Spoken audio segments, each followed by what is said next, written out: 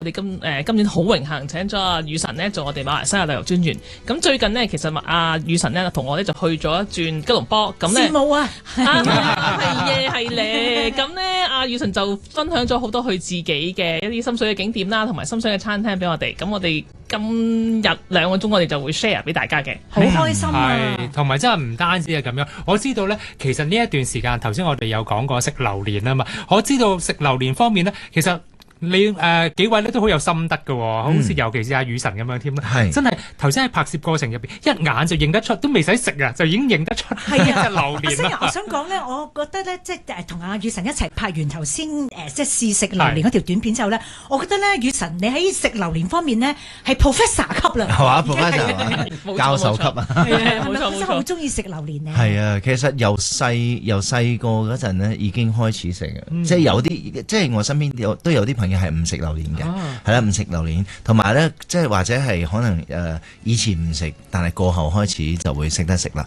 不過我就係由細即係開始到而家，我都係好中意，同埋係好愛嗰種啊。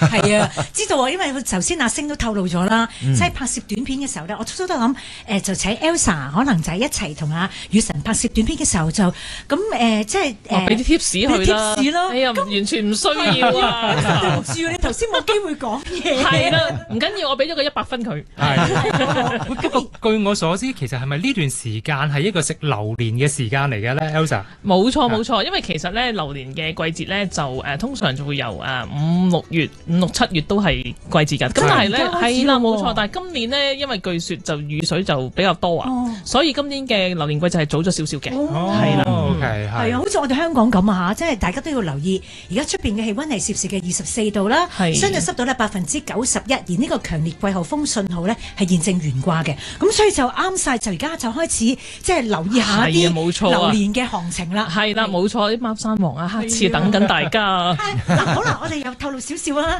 因為頭先呢，就係我哋少少地咁就請阿雨神呢，就我哋即係阿 Elsa 選咗3款，即係最受歡迎之一嘅即係3款嘅榴蓮就俾阿雨神試啦。咁分別就係呢個貓山王啦、黑刺啦同埋葫蘆啦。都多謝雨神即係推介俾我哋呢啲咧，即係開始望下身邊嘅朋友啲咁中意食嘅咧，就係好想即係從即係未試過嘅就可以試啦。咁其實除咗呢3款之外咧，其實仲有其他嘅都係好當造係咪啊？係啊，冇錯啊！檳城嗰邊咧係超級多品種㗎，包括有紅蝦啊、竹腳啊，仲有啲叫林鳳嬌啊、葉子楣啊、101啊、D24啊咁樣好多款式嘅。咁其實所以點解咧？